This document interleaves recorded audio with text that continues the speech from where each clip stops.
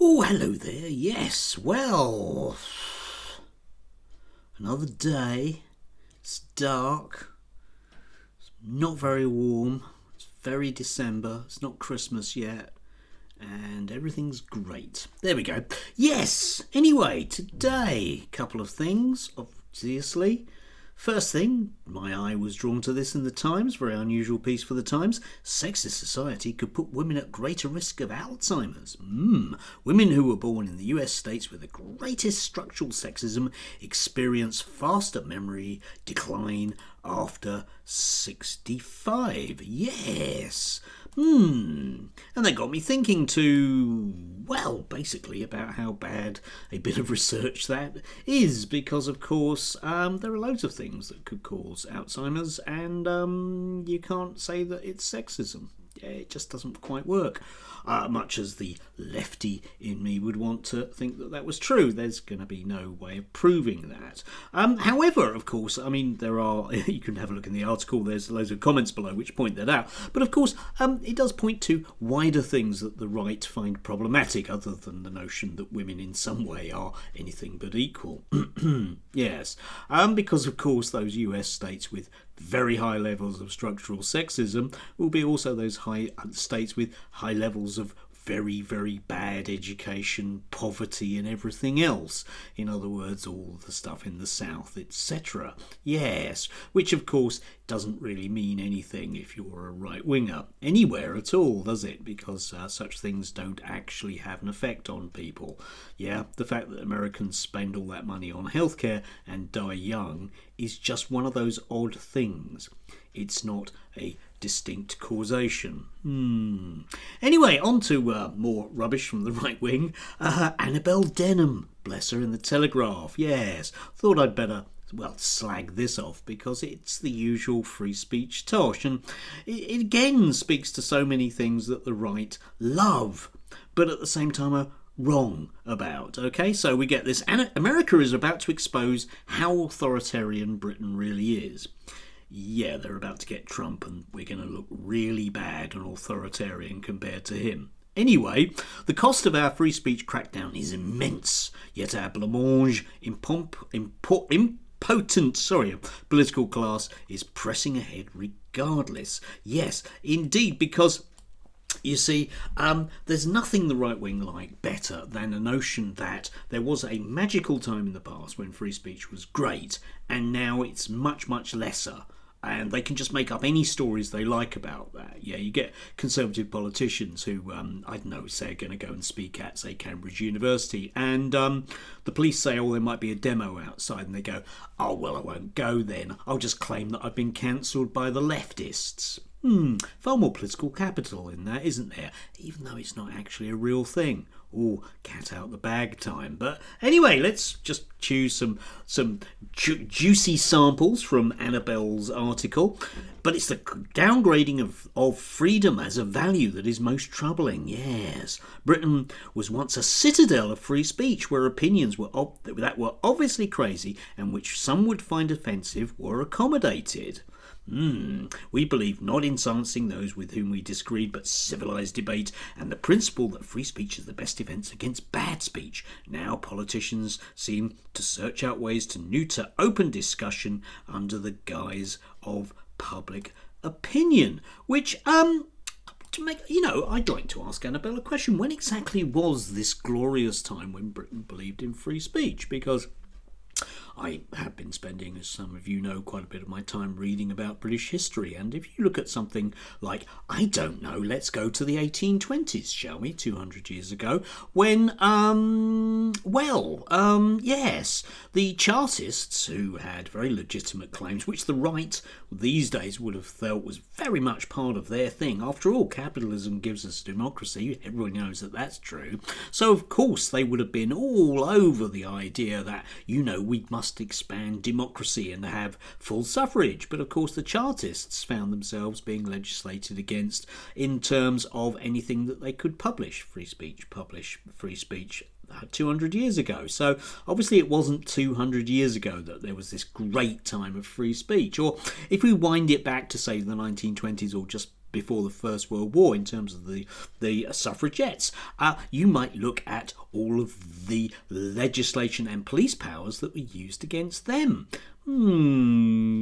Incidentally, the largest demonstration I found out yesterday, before the huge Iraq one under Tony Blair, was actually votes for women into 1909, yeah.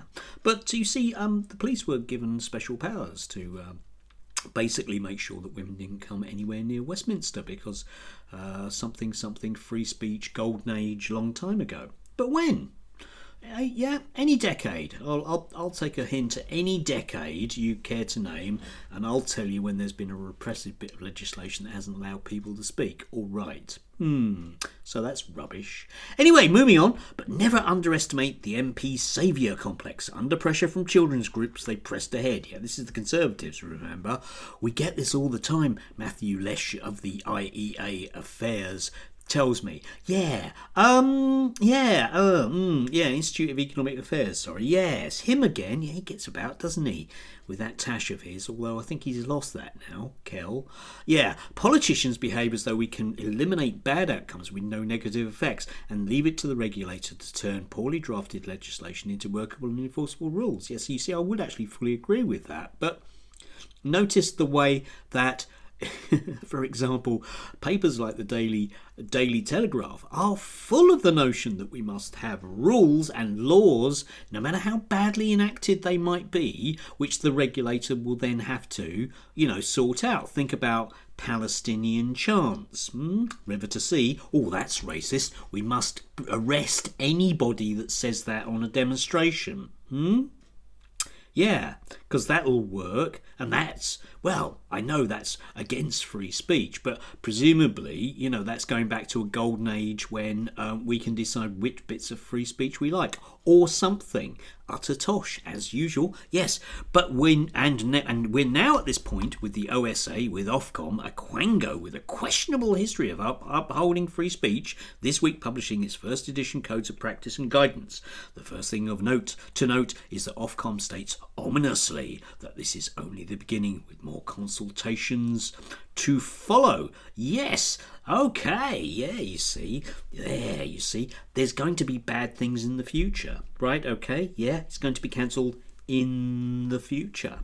Yes, not entirely sure about any of this stuff realistically, because, yeah, like I say, I don't think there's ever been a time when there hasn't been a crackdown on free speech, and certainly certain types of free speech. I mean, she finishes up with the usual notions, won't go through this, but it's the usual notion that somehow leftists like me don't like free speech, which obviously I don't. Patently I don't. I think, that there should be enormous crackdowns on people chanting from the river to the sea, or indeed wearing Palestinian colours, because I think that's important. Oh no, hang on, that's not me, is it?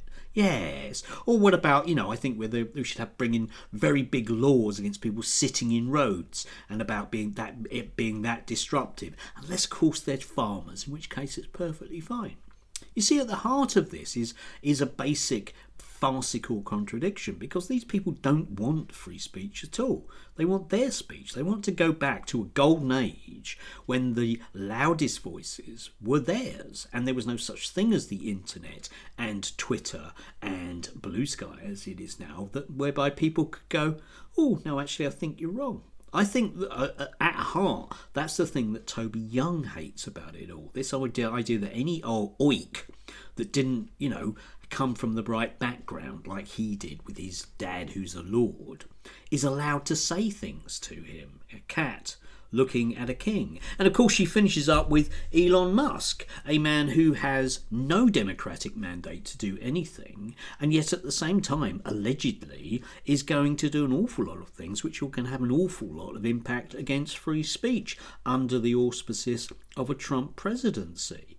So I will be intrigued as to what Annabelle makes of that. Don't forget that Elon Musk is a man that bans individual words like cis on Twitter. Think about that. Banning individual words because you don't like them, because you have the power to, and then bemoaning the lack of free speech amongst others.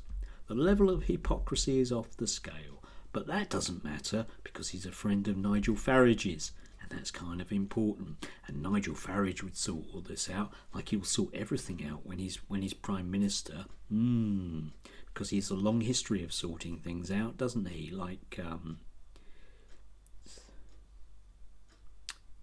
the things that he is going to sort out in the future. It's always about the future, isn't it? Future's going to be really bad, so we must do things now which will make the future brilliant. Anyway, sorry, variously rambly today, but I'm just brain dead this week. Do have a gorgeous, gorgeous Thursday, and remember that tomorrow is Friday, and then it will be Christmas. Hurrah.